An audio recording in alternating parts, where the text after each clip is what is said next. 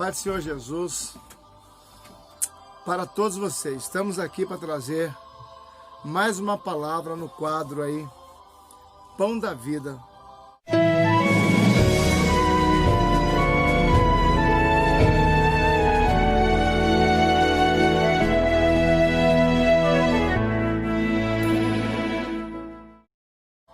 A palavra de Deus está aberta aqui no livro de Jeremias, no capítulo 18.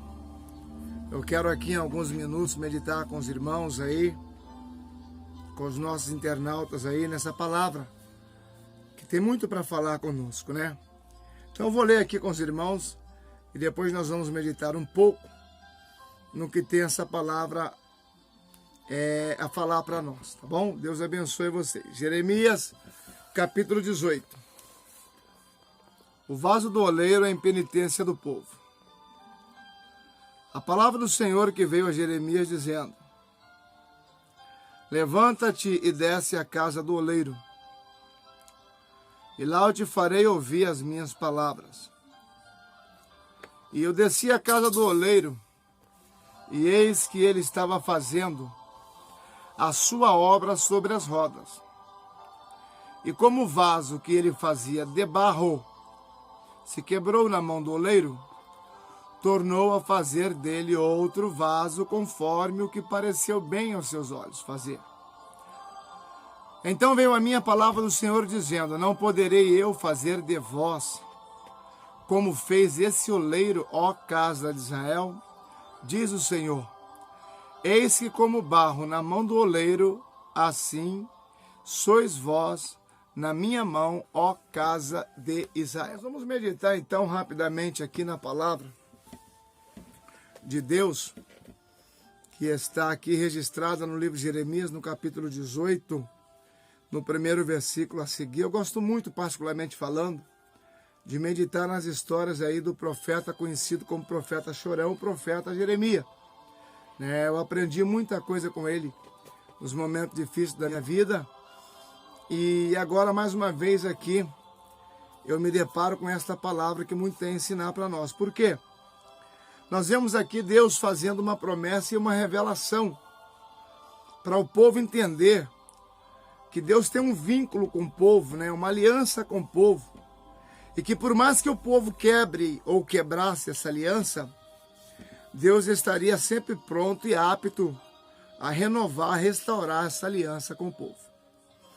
Então nessa época aqui que a gente lê, nós sabemos que é aquela época, como o próprio texto diz, da impenitência do povo, e da época em que o profeta, sempre profetizando as derrotas, as maldições, a entrega da cidade amada para o povo babilônico, que o povo não queria dar ouvido, mas Deus tinha se lembrado da promessa que ele tinha feito para Abraão, de que se o povo errasse, pecasse, transgredisse, se transviasse e afastasse do Senhor, Deus o castigaria como o pai castiga o filho, mas por amor ao seu nome e à promessa feita a Abraão, Deus iria traçar um plano para novamente trazer o povo para a presença do Senhor.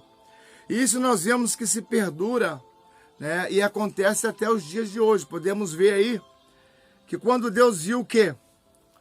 Os sacrifícios de bodes, carneiros e o sangue de animais nédios, como ele mesmo fala, não foram suficientes para manter o povo na posição de santificação que Deus queria. Deus viu que ele tinha que fazer algo superior, algo mais forte, algo que fosse feito uma única vez, mas tivesse um efeito para sempre na vida do seu povo. Então foi onde Deus enviou o Senhor Jesus para que através do único sacrifício ele conseguisse resgatar toda a nação e todo o povo para Deus. Então nós vemos aqui Deus dando uma palavra para Jeremias que me chama a atenção nessa história, O que me chama a atenção nisso aqui, que sempre quando eu estou apregoando, eu gosto de frisar esse pedaço, é que Deus, como ele sendo vaso, porque a Bíblia diz que Deus mandou Jeremias se levantar e descer à casa do oleiro, que lá Deus iria dar uma visão para ele. Deus queria mostrar algo para Jeremias ali. E quando Jeremias desceu, encontrou lá o oleiro trabalhando com seus instrumentos, com as suas ferramentas, seu trabalho, com as rodas, como diz a palavra de Deus, e ali aonde o vaso girava, conforme ele pedalava e trabalhava com as mãos, porque assim é o manuseio ali da ferramenta do oleiro. A palavra de Deus vem dizer que o vaso se escorregou, escapuliu, talvez por um descuido, um lapso, um erro involuntário do oleiro, o vaso caiu e se quebrou. E com certeza o oleiro tinha ali vários outros barros preparados, prontos para ele poder pegar, moldar, jogar no forno, preparar, amolecer e jogar na máquina, no maquinário, jogar na roda. Mas a Bíblia vem dizer que ele fez questão de parar o que estava fazendo e pegar pedaço por pedaço do vaso que havia quebrado, juntar, colocar ali na forma, levar ao forno, amolecer o barro e trazer para a roda, para daquele barro que foi quebrado, ele fazer um outro barro, ou melhor, um outro vaso, porém do mesmo barro, da mesma essência. O que eu entendo com isso? O amor de Deus, ele é muito grande. E quando Deus tem um plano traçado com uma pessoa ou com uma nação, com o teu povo, Deus, ele não quebra jamais essa aliança. O que Deus quis dizer ali é que o povo, assim como o povo, tem muitas pessoas que às vezes ficam com aquele complexo de inferioridade, por haver cometido alguma falha, algum erro, algum delito, um pecado, ou até mesmo se afastado. Aí o adversário vem e coloca na mente da pessoa que Deus não ouve mais, que Deus não vai dar uma outra chance, uma segunda oportunidade, e que não tem mais jeito porque ele se afastou, se transviou, enfim, ele não tem mais comunhão com Deus. Mas eu queria aqui, porque o tempo é pouco, falar para você que vai ouvir essa palavra. Falar para você que vai estar aí ao alcance da minha voz e também desse vídeo, que Deus, ele jamais esquece alguém que clama por ele. Eu estou nessa palavra aqui, mas no finalzinho eu quero dar um testemunho para vocês verem o que é Deus. O que é Deus. A Bíblia vem dizer que o filho pródigo se afastou. Não quis saber do Senhor, se juntou com as meretrizes, as prostitutas, farra, folia, baile. Mas quando ele reconheceu, e ele não reconheceu o erro dele, por amor a Deus, ele reconheceu o erro dele, porque ele estava sofrendo, desejando comer as mesmas comidas que os porcos comiam. Pode ver que ele se lembrou do pai por causa da situação, da aflição que ele vinha passando naquela situação ali. Sem dinheiro, sem comida, trabalhando pela comida, porque pelo que eu sei, pelo que eu já ouvi de pregadores falar, nem o salário ele tinha. Trabalhava para comer, para se alimentar. Então, devido àquela situação tão complicada, difícil, para ele reconheceu que havia pecado contra o pai. E teve uma humildade tão grande nele que ele falou: Pai, não sou digno de ser chamado teu filho, pois pequei contra o céu e contra ti. Trata-me como um desses jornaleiros, os empregados que ele tinha ali.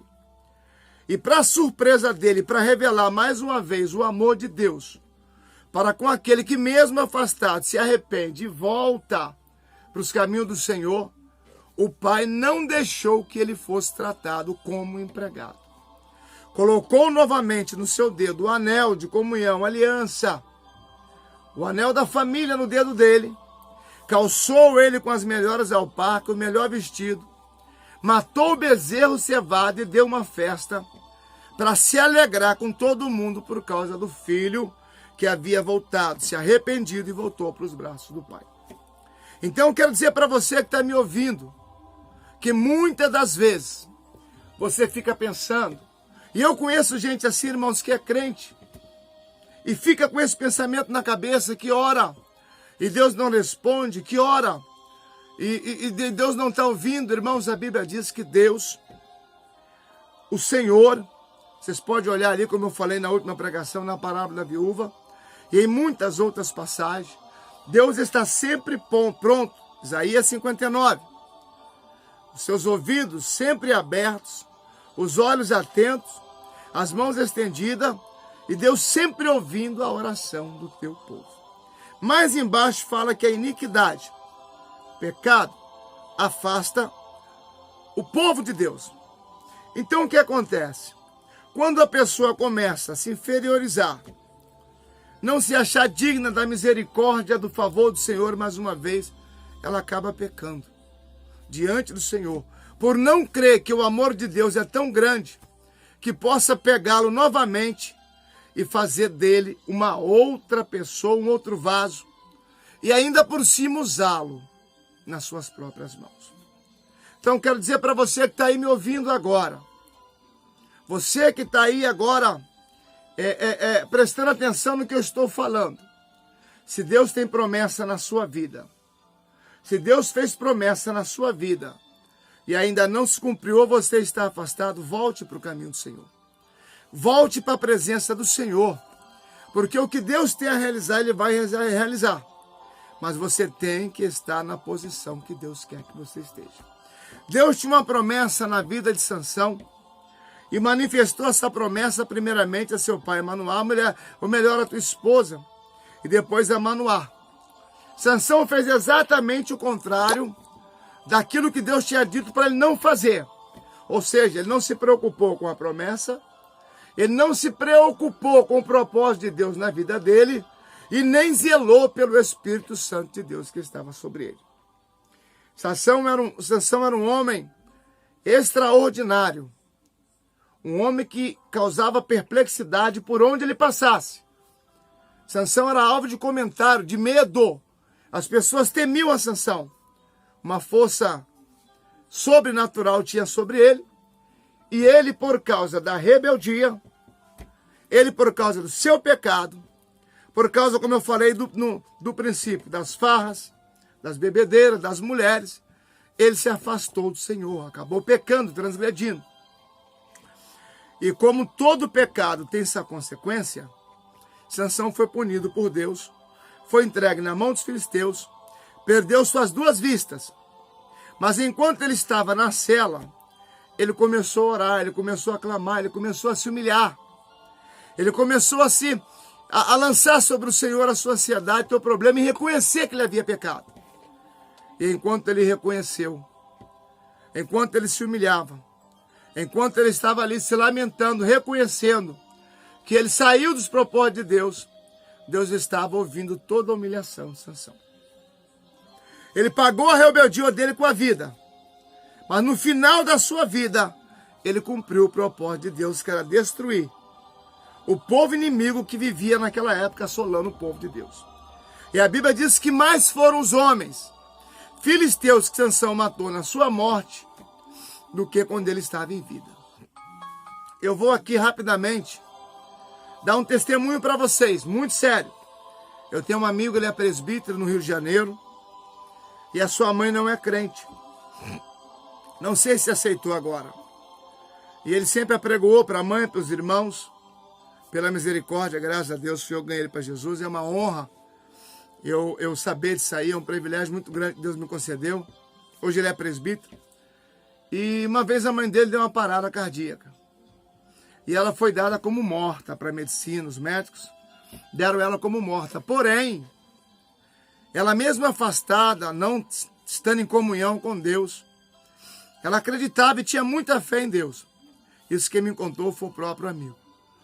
Porém, enquanto ela estava deitada na maca, na pedra, e os médicos comentando a respeito dela, ela ouvia tudo que eles conversavam. Ela não estava morta.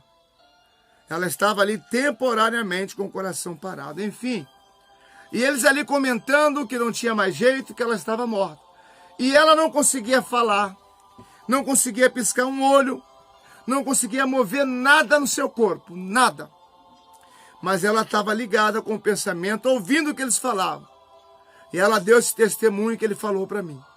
Ela em pensamento falou: Jesus, perdoa meus pecados. Tem misericórdia de mim. Me dá mais uma chance. Faça com que alguma coisa no meu corpo se mova para que os médicos vejam que eu estou viva. E quando ela fez isso, essa oração no pensamento, porque os olhos fechados, boca fechada, não ouvia nada, ela conseguiu mover os dedos da sua mão, não sei se direito ou esquerdo. E os médicos viram. E um falou: olha, ela não está morta, ela está viva. E para a glória de Deus, até hoje, ela está viva. Então, por aí você vê ela afastada, não em comunhão, mas na hora da aflição, Jesus fala, eu sou socorro bem presente na hora da angústia. Ela se lembrou do Senhor e Deus operou um grande milagre na vida dela. Então, que através dessa palavra você possa olhar para dentro de você, não se inferiorizar, mas busque o Senhor, se aproxime do Senhor, porque lá em Ageu, no capítulo 2, a Bíblia vem dizer que a promessa da glória da segunda casa ser maior do que a primeira. Deus quer te levantar, Deus quer te usar. Deus quer fazer de você outro vaso, um vaso novo, para a honra e glória do nome do Senhor. Tá bom? Excedeu aqui os minutos, são 15 minutos. Deus abençoe. Que essa palavra possa falar profundamente contigo, no teu coração. E possa mostrar para você o valor que você tem para Deus. Mesmo na condição de afastado, desviado ou fraco. Busca o Senhor, porque Deus ele tem poder para levantar o fraco, o abatido, o caído, e fazer de você um vaso novo. Deus te abençoe. Fica aí as minhas palavras, palavras do Senhor, né? Melhor dizendo, palavra do Senhor aqui através da Bíblia, para o teu coração no dia de hoje. Fiquem todos na paz do Senhor Jesus. Um abraço para todos.